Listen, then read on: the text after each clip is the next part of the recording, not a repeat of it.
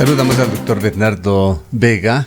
Él es un investigador y profesor de la Universidad de Cuenca que sigue muy de cerca el desarrollo de la pandemia, el crecimiento de la COVID-19 en la ciudad y la región. Fue decano de la Facultad de Medicina. Doctor Vega, muy buenos días. Quisiéramos compartir con usted y nuestros oyentes dos imágenes. El primero corresponde a un chat de carácter personal de un ciudadano extranjero que vive en la ciudad de Cuenca, que está visitando su país en Europa, República Checa. Consultados sobre cómo están las cosas, pueden ver y vamos a leer la respuesta. Europa es apocalipsis total, todo cerrado, economías destruidas. Dentro de 4 semanas preveo, quiere decir, un nuevo cierre en Ecuador.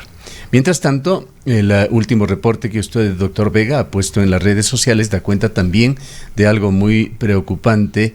Anteriormente se reportaba en el peor de los casos en la ciudad de Cuenca una muerte por día, aproximadamente 7 por semana, y ahora en su último reporte se da una cifra de 14 muertos. Semana del 19 al 25 de octubre se registran 401 casos de COVID en Azuay, promedio 57 por día y 14 muertos, promedio 2 fallecimientos diarios. La situación que vemos en las calles de la ciudad de Cuenca, en los hogares, en los sitios públicos también, es de un aparente relajamiento casi total. En muchos sitios parece que la pandemia ya ha quedado atrás. ¿Podemos estar en esta sociedad ecuatoriana, sociedad cuencana, tan tranquilos, doctor Vega?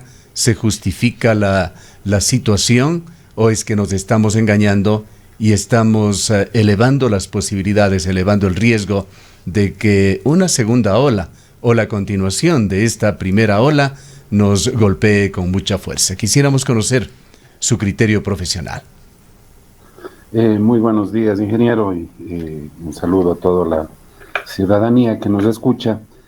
Definitivamente las intervenciones que hacían los colegas del Colegio Médico del Guayas da muestra de que dentro del punto de vista profesional, dentro del punto de vista de la salud, hay una especie de dicotomía entre las exigencias económicas que tiene el país. Creo que los colegas de Guayaquil sintieron un embate fuerte cuando fueron en la primera puerta de entrada del COVID al Ecuador, y justamente fue un escenario terriblemente duro, dantesco, con cadáveres en las calles, que definitivamente ha dejado una lección aprendida en esta ciudad, y realmente los temores son bastante bien fundados.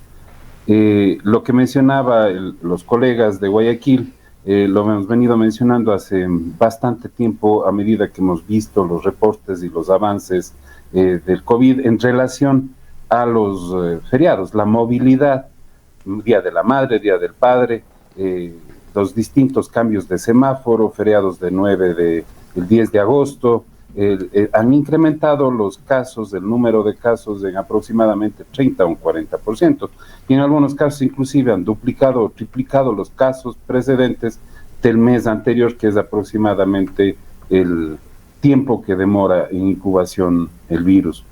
En nuestra ciudad definitivamente estamos de alguna forma viviendo una etapa de tensa calma, diría yo. En las últimas semanas han habido una reducción del número de casos, y yo diría que de alguna manera ha habido una fluctuación alta, pero una fluctuación dentro de lo estable en nuestra provincia y en nuestra ciudad. Por ejemplo, de la semana del 12 de octubre al 18 de octubre, 398 casos, y en la semana del 19 al 25, como usted lo mencionó, 401 casos. Es decir, hubo un incremento entre semana a semana de 3 casos, ¿no? Diferencia con hace 3 semanas que hubo 278 casos. Es decir, estamos dentro de una especie de meseta en la curva epidemiológica, y eso para nada más bien debe darnos tranquilidad, sino más bien es un elemento que nos permitiría definitivamente prever que si es que no se mantienen las normas o no se mantienen los cuidados, y si no se mantiene el aislamiento o evitar las reuniones, son situaciones que pueden cambiar con picos epidemiológicos, con brotes que pueden darse a lo largo del tiempo, debido principalmente a la movilidad y generado movilidad, me refiero también a más de los viajes, la posibilidad de tener eventos donde la gente pueda reunirse y esto pueda generar un mayor número de infecciones, un mayor número de contagios y esto a su vez generar un mayor número de casos. ¿Y cuál es su explicación, doctor Vega, sobre la duplicación en términos aproximados del número de fallecimientos diarios? Mire, el número de fallecimientos diarios, si bien en los últimos días hemos tenido bajos, digamos la mitad del número de fallecimientos, de esta duplicación, básicamente es consecuencia asimismo de un mayor número de personas que fueron infectadas. Recordemos que aproximadamente el tiempo de hospitalización que tiene una persona que está con COVID en unidad de terapia intensiva es de aproximadamente 15 días. Si vamos restando, vamos a ver que también coincide con algunos picos de los movimientos o de las etapas de movilidad que dan un incremento. Otra de las preocupaciones definitivamente es que hemos escuchado y hemos oído a algunos colegas de los hospitales centinelas que todavía siguen las terapias intensivas a tope y esa es otra situación de riesgo. Si bien tenemos un número menor de casos, sea inclusive por un número menor de tomas o el represamiento de las mismas, pero un número menor de casos, pero las terapias intensivas siguen a tope, siguen a un 100%, y eso definitivamente es una alerta que debería modificar de alguna manera la conducta y las normativas a nivel de la ciudad y de la provincia, estando a puertas ya el festejo del bicentenario de nuestra ciudad. Es decir, buscar la manera o alternativas de que este feriado nos pase factura un mes o 2 meses después con un repunte o un rebrote del número de casos que se han venido dando. Creo que Rosana mismo mencionaba en algún tuit que leí, en Europa es el espejo donde nos debemos mirar, y efectivamente así es. Los repuntes, los rebrotes que se dan aproximadamente, o las segundas olas, se dan aproximadamente 4 a 6 meses después de la primera, es decir, sería previsible, esperable, digámoslo así, que la siguiente rebrote sea o suceda alrededor del mes de diciembre o enero, tomando en cuenta más o menos el perfil epidemiológico y que las medidas que estamos tomando nosotros son similares a las que Europa tomó a su momento. Y justamente hacia allá iba mi inquietud, doctor Vega, viendo un poco lo que está ocurriendo en el mundo, valdría la pena analizar, por ejemplo, lo que ha ocurrido en China, que fue donde inició esta pandemia. No ha vivido una segunda ola, o al menos no con los niveles dramáticos que está en este momento viviendo Europa, que se ha visto nuevamente obligada, los países europeos se han visto nuevamente obligados a tomar restricciones radicales, el cierre de fronteras, el cierre de las ciudades, el cierre de los negocios. Esto está ocurriendo mientras nosotros podemos decir, no sé, ni siquiera salimos todavía de la primera ola, no hemos llegado aún a esta meseta o ni siquiera nos acercamos a una reducción de casos aquí en este país. Sin embargo, es importante que podamos ir viendo ya las experiencias de estos países, qué es lo que ha ocurrido, qué es lo que se ha hecho bien, qué es lo que se ha hecho mal y qué deberíamos esperar nosotros a través de nuestras autoridades, de nuestro sistema de salud aquí en Latinoamérica, aquí en el país. Yo pienso que hay una diferencia fundamental entre los países como China, los países europeos y los países latinoamericanos, ¿no? Los dos con un sistema de salud bastante fortalecido, ¿no es cierto? Y lo que ha sucedido fueron bloqueos bastante similares en los dos lugares, en China, tanto como por ejemplo en otro país similar como en Alemania, fueron bloqueos de aproximadamente, o encierros, digámoslo así, semáforos rojos sin movilidad de aproximadamente 59 días, y eso definitivamente permitió una reapertura más temprana del comercio y de la movilidad, y eso a su vez un menor impacto económico. Hay una diferencia si comparamos dos países, Alemania y China. En Alemania se dieron fenómenos bastante interesantes, sobre todo de los movimientos antivacunas y antimascarillas que en Berlín salían a protestar sin mascarillas y evidentemente sin hacer caso a unas medidas de distanciamiento, tanto que en China no se dio esta situación. Una de las cosas fundamentales dentro de esta pandemia, nos guste o no nos guste, es el comportamiento social, es el comportamiento humano y la capacidad de generar medidas de prevención individuales propias para evitar una infección. Esto no sucedió en Alemania y evidentemente el resto de comportamientos a nivel de Europa, el número de bares, la restricción o la libertad en el uso de mascarilla, fueron reduciéndose, tanto así que ellos están siendo azotados por la segunda ola. Nuevamente el comportamiento humano pasa factura al evitar las medidas de restricción y distanciamiento.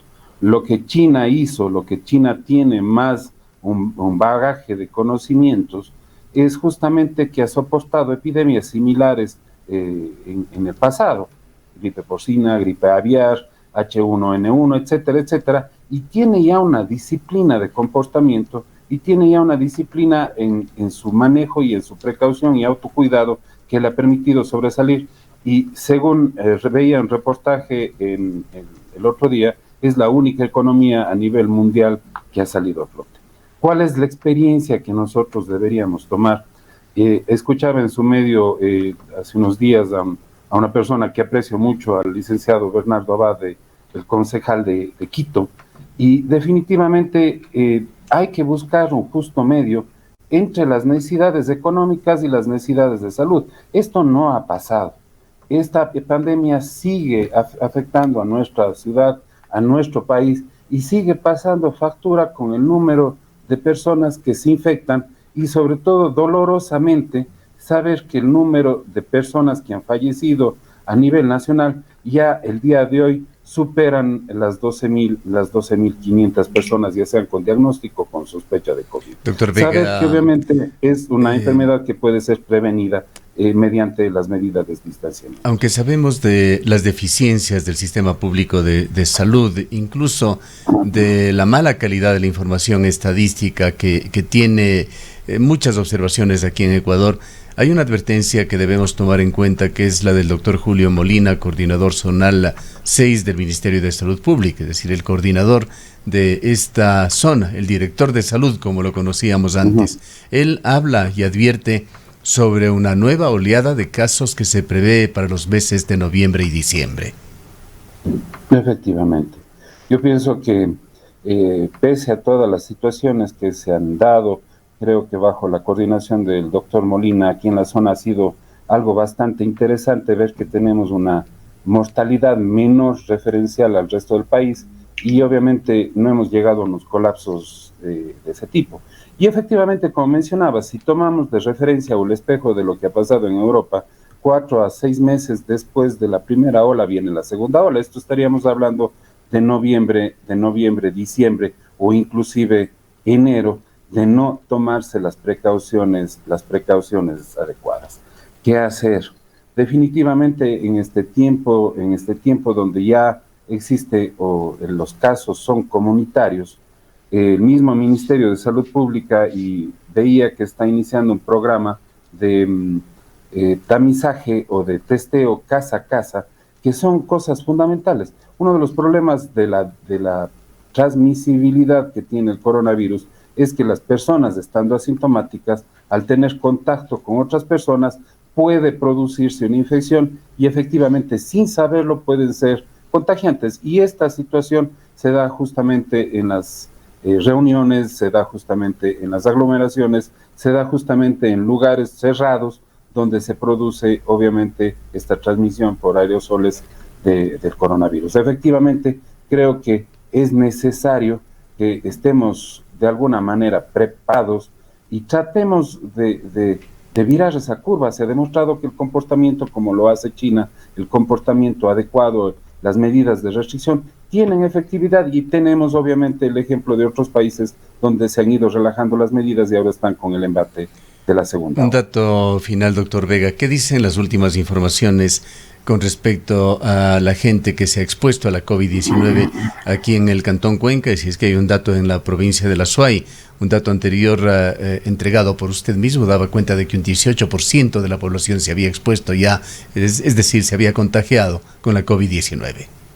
Efectivamente, es un estudio de cero prevalencia que realizó la Universidad de Cuenca con el Ministerio de Salud Pública y con el municipio de Cuenca. La cero prevalencia es la cantidad de personas que se han expuesto al coronavirus. Esto alrededor teníamos el dato de un 14 a un 18% efectivamente.